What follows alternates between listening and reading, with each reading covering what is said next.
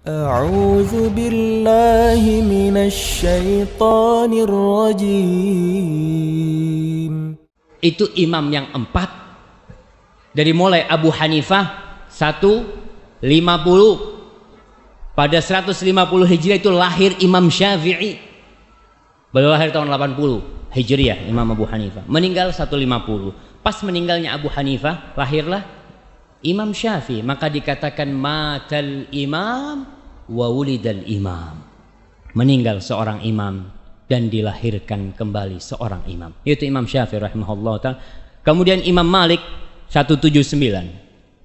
Kemudian Imam Syafi'i 204 dan Imam Ahmad 241. Subhanallah. Itu imam yang empat berpendapat haram. Saya ngomong mau milih madhab yang mana anak ini? Kalau empatnya haram, ada madhab lain kata dia. Madhab Zahiri itu ngomong halal. Ibnu Hazm Ustaz. Ibnu Hazm nih. Ibnu Hazm ini menyatakan halal. Coba kita lihat kapan Ibnu Hazm lahir dan kapan imam yang terakhir meninggal. Siapa yang tahu Ibnu Hazm itu lahir kapan? Ada yang tahu? Ana harus nyontek juga jemaah. Ibnu Hazm ini beliau dilahirkan tahun 384 Hijriah. Imam yang terakhir meninggal kapan? 241. Jadi 143 tahun ya. Betul. 143 tahun kemudian lahir Ibnu Hazm. Dia meninggal tahun 456. Jadi perbandingan meninggalnya dengan meninggalnya Imam Ahmad 200 tahun kira-kira. Ibnu Hazm ini berpendapat bahwasanya musik itu halal. Ana ngomong kira-kira bisa diterima enggak ya? Kalau ana mau ikut hawa nafsu ana waktu itu, ana akan ikut Ibnu Hazm. Tapi setelah dipikir-pikir, masa imam yang empat nih salah? Kemudian satu imam nih benar. Pendapat dia itu ternyata mendhaifkan semua hadis. Dia mengatakan dalam kitabnya Al-Muhalla Ibnu Hazm yang menyebutkan kira-kira 21 hadis tentang musik. Kemudian dia mengatakan, kata dia, tunggu nih, mana perkataan Ibnu Hazm? Kullu ma ruwiya fiha batilun maudhu. Semua hadis yang diriwayatkan tentang musik ini adalah batil, nggak benar dan palsu. Kok bisa? Masa imam yang empat nerima hadis palsu sama hadis batil? Ana jadi bingung, kayaknya enggak. Maka kita lihat nih, bagaimana pendapat ulama tentang hadis-hadis yang katanya Ibnu Hazm semuanya batil dan palsu. Ternyata Ibnu Hazm ini seorang alim ulama yang besar, yang senior, tapi dia bukan ahli hadis. Sosok ahli hadis yang lebih dari beliau, Imam Bukhari umpamanya. Imam Bukhari mensahihkan hadisnya. Ibnu Hibban, pengarang kitab Sahih Ibnu Hibban, mensahihkan hadisnya.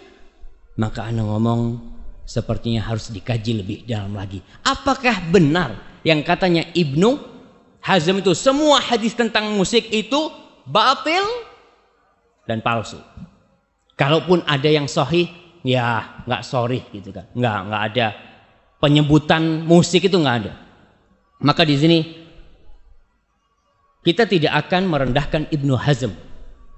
Ibnu Hazm adalah sosok ulama senior, dan ketika kita mengkoreksi pendapat Ibnu Hazm, kita tidak mengkoreksi pendapat itu dengan pendapat kita. Siapa ente gitu loh, baru jadi ustadz udah berani jelek-jelekan Ibnu Hazm. Lah, ma'adzallah kita menjelek-jelekan Ibnu Hazm. Kita berbicara tentang agama nih.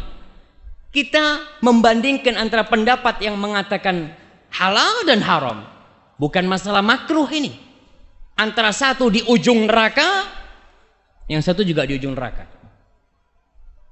Yang mengatakan haram berarti dia, ya sudah, yang melakukannya bisa masuk neraka. Yang mengatakan halal, kalau ternyata dia menghalalkan yang haram, maka dia juga berbahaya urusannya ketika menghalalkan yang haram.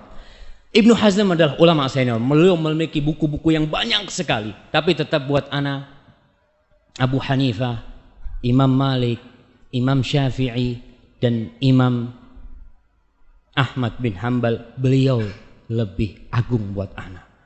Kita ini orang awam mau ikut siapa? Orang awam kan biasanya taklid kan ya, ikut-ikutan.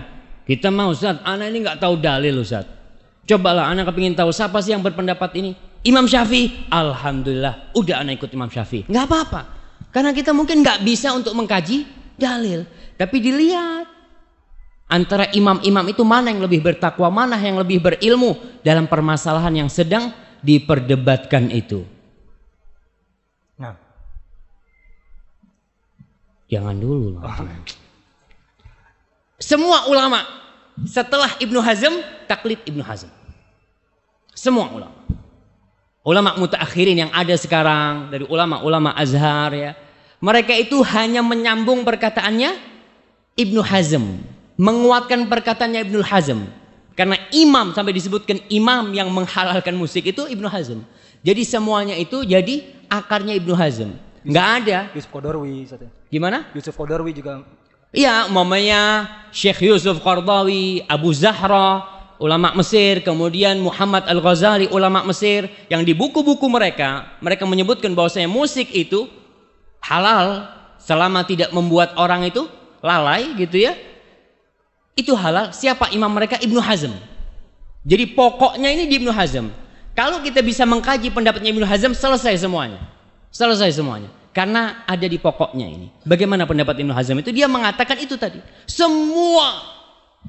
Syekh Albani mengatakan hadis dhaif, kalau semuanya dhaif, kalau banyak itu bisa jadi hasan. Hadisnya banyak sekali, nggak ada tuh, batil. Maka kita lihat bagaimana ya pendapat-pendapat ulama hadis tentang hadis-hadis musik itu.